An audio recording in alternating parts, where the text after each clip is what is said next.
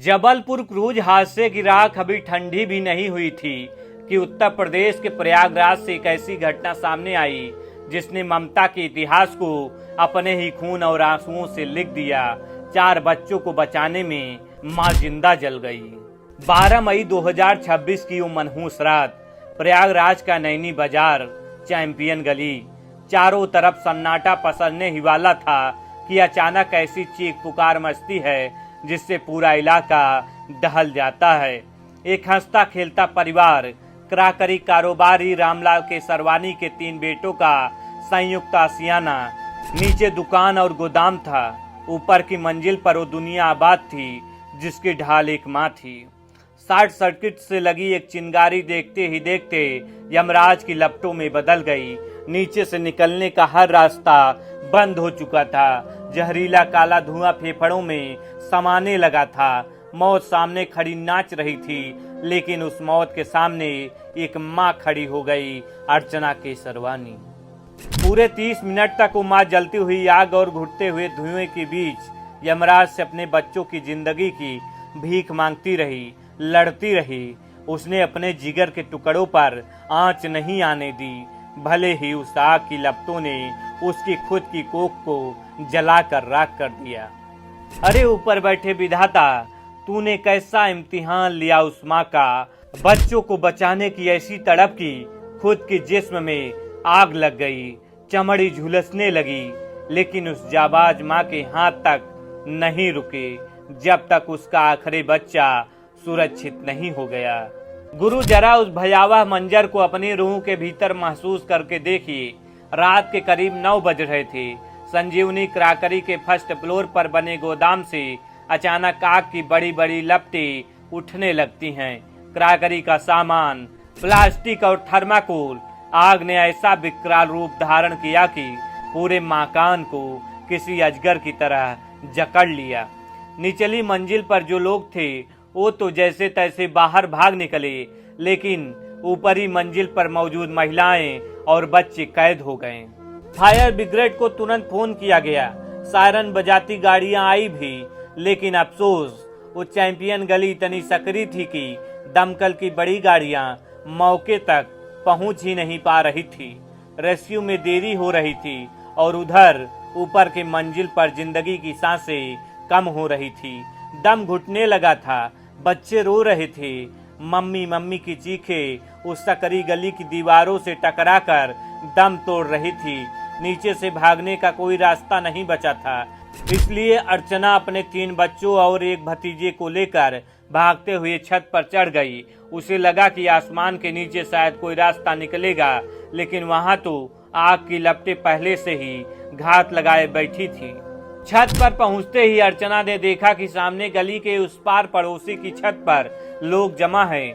दूरी थी करीब 12 फीट, बीच में मौत की गहरी खाई और नीचे जलती हुई आग। आग की तपश इतनी बढ़ चुकी थी कि पैर रखने की जगह नहीं बची थी। बच्चों की आंखें खौफ से फटी जा रही थी। संजीव केसरवानी की भाभी सरिता तो खौफ के मारे पहली मंजिल से नीचे कूद गई, जिससे उनका पैर टूट गया। वो कराह रही थी, लेकिन अर्चना नहीं कूदी।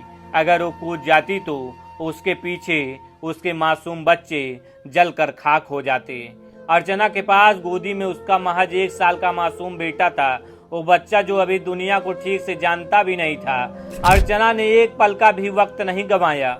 उसने कमरे से एक चादर उठाई, अपने कलेजे के टुकड़े को उस चादर में लपेटा और अपनी ममता पर पत्थर रखकर उस 1 साल के बच्चे को 12 फीट दूर पड़ोसी की छत की तरफ उछाल दिया। गुरु, सोचिए, जब माँ ने उस बच्चे को उछाला होगा तो उसके दिल की धड़कन रुक गई होगी। हवा में लहराता हुआ वो मासूम और उस पार खड़े पड़ोसियों ने किसी तरह अपनी बाहें फैलाकर उस बच्चे को सुरक्षित कैच कर लिया। एक जिंदगी बच गई। माँ की आंखों से आंसू बह रहे थे, लेकिन अभी जंग खत्म नहीं हुई थी। अभी 3 और जिंदगियां मौत के घेरे में थी। 1 साल का बच्चा सुरक्षित हो चुका था, लेकिन आग अब छत के दरवाजे को तोड़कर अर्चना के पैरों तक पहुंच चुकी थी। धुआं इतना गाढ़ा था कि हाथ को हाथ सुझाई नहीं दे रहा था। तभी पड़ोसियों की तरफ से एक सीढ़ी का इंतजाम किया गया। उस सीढ़ी को गली के इस पार से उस पार टिकाया गया।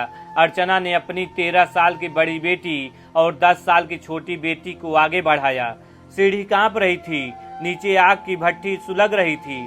अर्चना ने अपनी बेटियों को ढांढस बंधाया, डरो मत, आगे बढ़ो, माँ तुम्हारे पीछे खड़ी है। उसने अपनी दोनों बेटियों को एक एक कर उस कपकपाती सीढ़ी के सहारे पड़ोसी की छत पर भेज दिया। इसके बाद उसने अपने भतीजे लव को आगे किया और उसे भी सुरक्षित पार करा दिया। गुरु बच्चों को सुरक्षित करने की इस जद्दोजहद में पूरे 30 मिनट बीत चुके थे और इन 30 मिनटों में अर्चना ने खुद को पूरी तरह आग के हवाले कर दिया था। जब आखिरी बच्चा लव पड़ोसी की छत पर पहुंचा, तब तक आग की भूखी लपटों ने अर्चना को चारों तरफ से घेर लिया था। उसकी 13 साल की बेटी जो सीढ़ी पार कर रही थी, उसकी पीठ भी लपटों से झुलस गई, जिसके बाद से आईसीयू में भर्ती कराया गया। लेकिन अर्चना तो उस आग के समंदर के बीचों बीच अकेली रह गई थी। अब जो वीडियो सोशल मीडिया पर वायरल हुआ है, उसे देखकर कोई भी इंसान अपने आंसू नहीं रोक पा रहा है। वीडियो में साफ दिख रहा है कि कैसे उमा खिड़की और मुंडेर के सहारे लटक कर अपने बच्चों को सौंप रही है और जब सब सुरक्षित हो जाते हैं तो खुद आग की लपटों में समा जाती है। धुएं के कारण उसका दम पूरी तरह घुट चुका था। उसके पास भागने की ना तो ताकत बची थी और ना ही कोई रास्ता। देखते ही देखते आंखों के सामने वो जाबाज माँ जिंदा जल गई। जब तक फायर ब्रिगेड की 12 गाड़ियां सुबह 4 बजे तक मशक्कत करके आग पर काबू पाती, तब तक सब कुछ खत्म हो चुका था। अर्चना को मलबे से निकाल कर अस्पताल ले जाया गया। उसका पूरा शरीर कोयला बन चुका था। डॉक्टरों ने भरसक कोशिश की, लेकिन उस बहादुर माँ ने इलाज के दौरान दम तोड़ दिया। उसने अपनी सांसें दे दी ताकि उसके बच्चों के फेफड़ों में जिंदगी की हवा चलती रहे।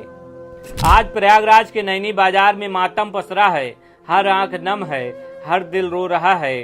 वो 1 साल का मासूम जिसे चादर में लपेट कर माँ ने मौत के मुंह से छीना था, वो आज भी अपनी माँ को ढूंढ रहा होगा। उसे क्या पता कि उसकी माँ ने उसे नया जीवन देने के लिए खुद को अग्निदेव को समर्पित कर दिया। 13 साल की बेटी आज भी अस्पताल के आईसीयू में जिंदगी की जंग लड़ रही है। उसकी आंखों में अपनी माँ के जलते हुए जिस्म का वो खौफनाक मंजर ताउम्र के लिए दर्ज हो चुका है। सुनो ओ दुनिया वालों, इतिहास के पन्नों में जब जब बहादुरी और त्याग की कहानियां लिखी जाएंगी, प्रयागराज की इस बेटी, इस माँ अर्चना के सरवानी का नाम स्वर्ण अक्षरों में लिखा जाएगा। तुमने अपनी जान देकर साबित कर दिया कि एक माँ के हौसले के सामने यमराज का कालचक्र भी बौना साबित हो जाता है। सलाम है तुम्हारी इस ममता को, सलाम है तुम्हारे इस अदम्य साहस को। ईश्वर अर्चना की आत्मा को अपने चरणों में सर्वोच्च स्थान दे और उन अनाथ हुए बच्चों को इस असहनीय रूह कपा देने वाले दुख को सहने की शक्ति दे।